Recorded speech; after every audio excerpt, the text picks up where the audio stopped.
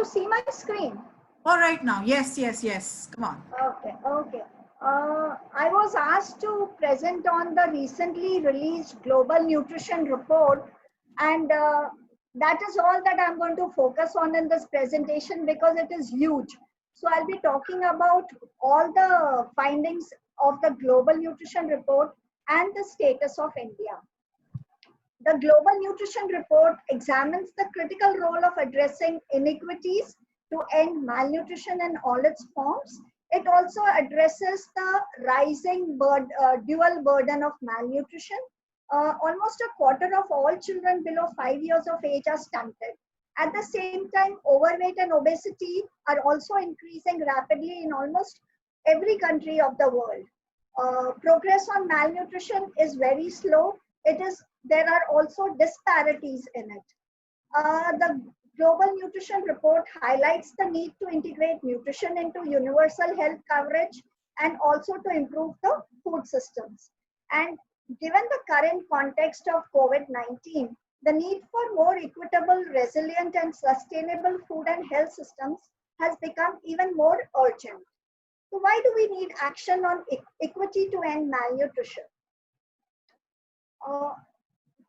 As we can see in this figure, at the underlying level, nutrition equity is caused by the way that people's everyday social, behavioral, and material circumstances interact with their wider environment, including access to adequate and quality food, provision for infant care, healthcare environment, and wider living environment. People's everyday circumstances and exposure to food, healthcare, and living environment are intimately determined by factors which are described at the basic level, the basic determinants, which can produce unequal exposure or access to the underlying determinants. The basic level of the nutrition inequity framework describes how nutrition inequity originates in inequalities in social position, human capital, and potential, and these are shaped according to the socio-economic and political context. These inequities can lead to inequalities in nutrition outcomes. As Dr. Purnima just told us, the Global Nutrition Report says that 1 in 9 people is either hungry or undernourished, and globally 1 in 3 adults is overweight or obese. And if we see the process of inequity, it begins at the basic level and it extends to the underlying level. What we need to do is address inequities in. Can you see my screen? Hello? Hello? Yes, we can see your screen. Oh. We want to see you. There are many comments. They want to see your face, Kavita. Please switch on your video. Okay. No, it affects the network. That's why I'm not switching it on. Okay, okay. That's okay. We need to address inequities in food systems and make healthy, sustainable food the most accessible and affordable choice for all. We need to integrate nutrition and health systems and make nutrition care preventive and curative universally available. All stakeholders must work together in coordination to overcome the barriers that are holding back progress to end malnutrition. We need to build equitable, resilient, and sustainable food and health systems, focus on joint efforts, leverage and moments to renew and expand nutrition commitments and strengthen accountability and invest in nutrition.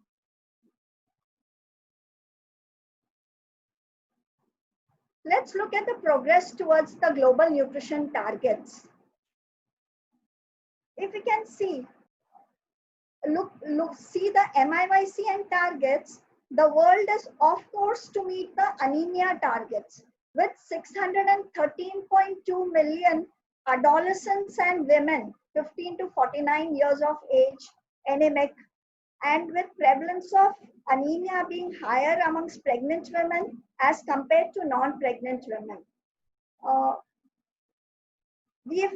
managed to achieve some progress in the exclusive breastfeeding targets, with 42.2% of infants being exclusively breastfed for the first 6 months. Yet the progress is slow, and we need to accelerate the progress if we are to meet the 2025 targets. If we look at low birth weight, globally 20.5 million children are born with a low birth weight, and we've only made very little progress even in this indicator. We are off course in achieving our targets for childhood stunting, wasting, and childhood overweight. The world is also off course in meeting the nutrition targets, the global nutrition targets for diet-related non-communicable diseases, including that for increased blood pressure, adult obesity, and adult diabetes. Like I said, the world is grappling with the dual burden of malnutrition. Underweight, if you see, there's been only a very slight reduction in the prevalence of underweight in children, and it still continues to remain high amongst children and adolescents, being higher in boys as compared to girls. But overweight and obesity is rising across all age groups, in children and adolescents as well as in adults. Underweight continues to be higher in the poorer countries. As we can see, underweight amongst children in particular is higher in the low income and the lower middle income countries, and both in children and in adults, whereas amongst males and females, whereas overweight and obesity is much higher in the upper middle income countries and the higher income countries. The IYCF practices continue to remain suboptimal. All the breastfeeding practices, other than continued breastfeeding at 1 year, are less than 50%. Where complementary feeding initiation is concerned, at least 2/3 of the children are introduced on solid and semi-solid or soft foods. But again, the figures for minimum meal frequency, minimum dietary diversity, and minimum acceptable diet are very low and dismal. There are inequalities in infant and young child feeding practices. Continued breastfeeding at 1 year and 2 years is the lowest amongst the urban population, amongst boys, the richest wealth quintile, and mothers with higher education. On the other hand, the complementary feeding practices are poorer amongst the rural population, for girls, in the poorest wealth quintile, and mothers with very low education. If we look at the country level progress in achieving the targets, it shows that very few countries are on a course to meet any of the global targets. The data showed that 41 countries are on course to meet the targets for childhood overweight, 40 countries for childhood wasting, 31 countries for stunting, 33 countries for exclusive breastfeeding, and only 12 countries for low birth weight are on course to meet the global nutrition targets. Most of the countries, and this includes 194 countries, most of these countries are off course to meet the targets and have had no progress to meet the targets for anemia, low birth weight, and nutrition-related NCD targets. In fact, for anemia, we can see that no country has made any progress or is on course towards meeting the target. Like I said earlier, the progress, even there in some indicators, is very slow to meet the global targets.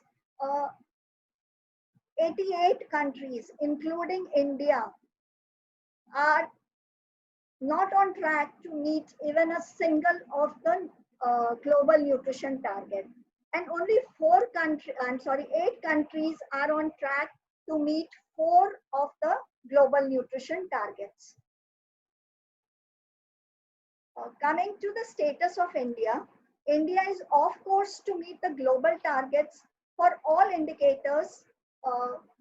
If we see, no progress has been made where under 5 stunting, wasting is concerned, uh, anemia in the reproductive age group, obesity amongst males and females, and diabetes amongst adult males and females. We made some progress in working towards the targets for under 5 stunting, but again, this is very slow. We have insufficient data to project for exclusive breastfeeding and low birth weight.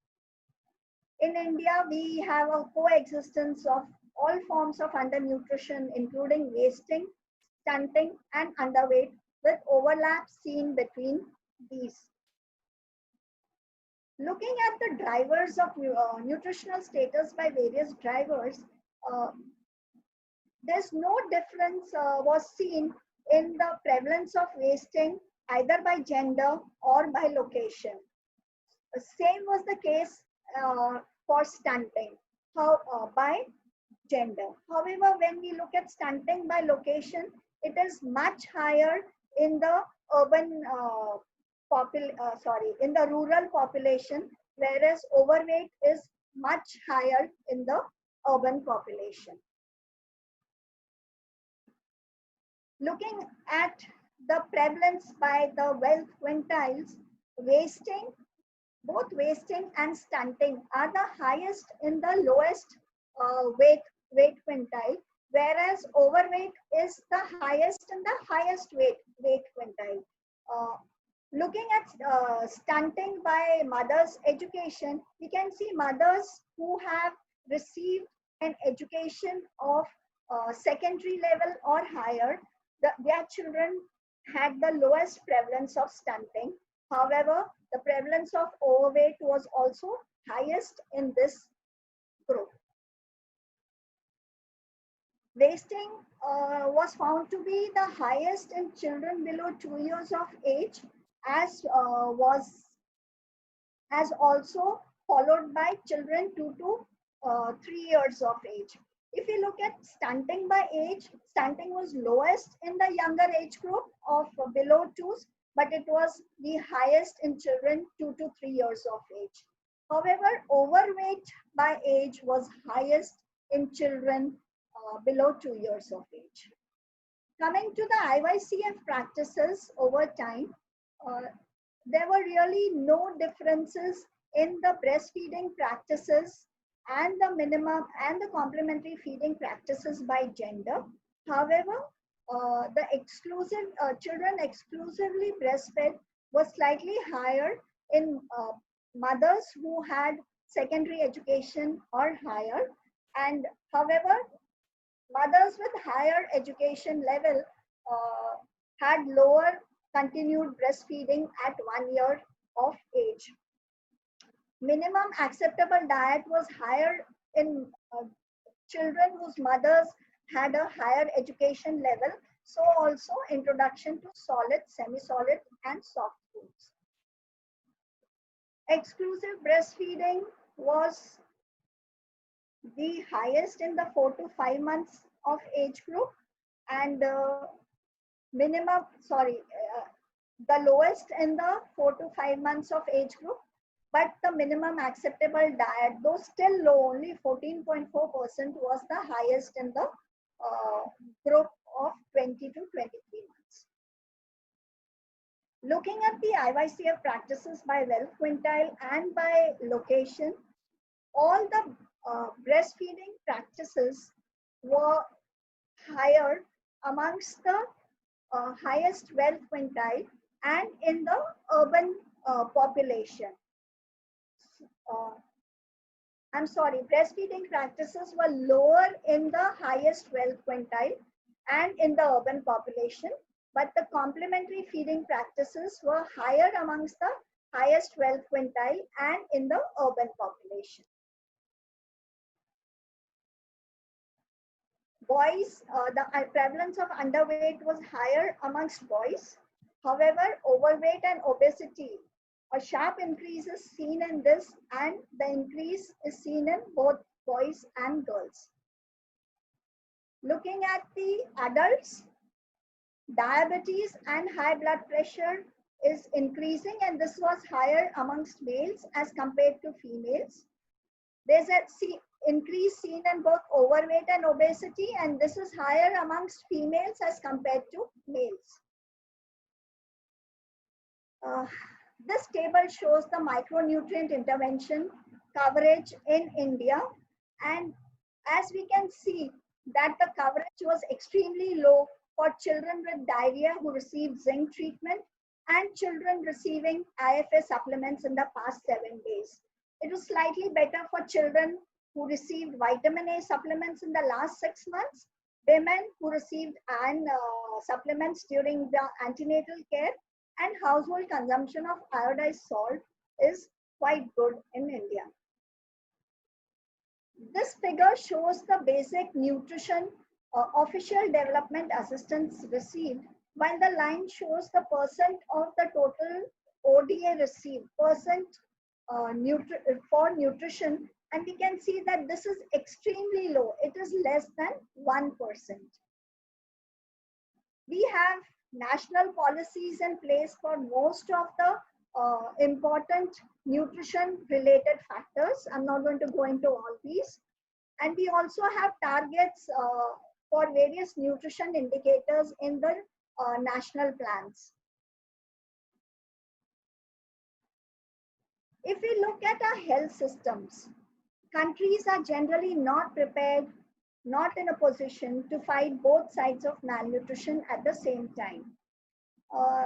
If we see the percent countries with actions related to global nutrition targets in the health sector plans, these are quite low for anemia, low birth weight, childhood stunting, wasting, and overweight. It is all below less than 50%. This is slightly better for exclusive breastfeeding. If we look at the health systems, there are basically 6 system building blocks. However, as you will see, nutrition is missing from almost all these blocks. If you look at leadership and governance, the strong government coordination on nutrition is lacking. The number and distribution of trained nutrition professionals is not equitable. Spending on nutrition represents a tiny portion of national health budgets. Important nutrition products and technologies are not readily available to all. Nutrition services are limited and focus most on undernutrition and not on overnutrition or NCDs. Health records and national surveys are not optimized to assess nutrition. We need to integrate nutrition within the health systems. We need to fully integrate nutrition care into national health sector plans. We need to have a greater number of equitably distributed nutrition professionals, alignment of costed nutrition care plans with healthcare financing plans, inclusion of nutrition products in essential medicines list, integration of nutrition care in health service delivery, which is regularly monitored, inclusion of nutrition into health records and public health surveillance systems. If you look at the annual expenditure by disease category in 48 countries, we can see that the total expenditure for nutrition interventions is very, very less. Only 0.7% of the domestic general government expenditure and only 0.4% of the external sources of funding. Nutrition interventions have been included in the essential universal health coverage by World Bank, including detection and management of severe acute malnutrition and referral, promotion of breastfeeding or complementary feeding by health workers, provision of iron and folic acid supplementation and food and caloric supplementation, provision of vitamin A and zinc supplementation, and school-based education on nutrition.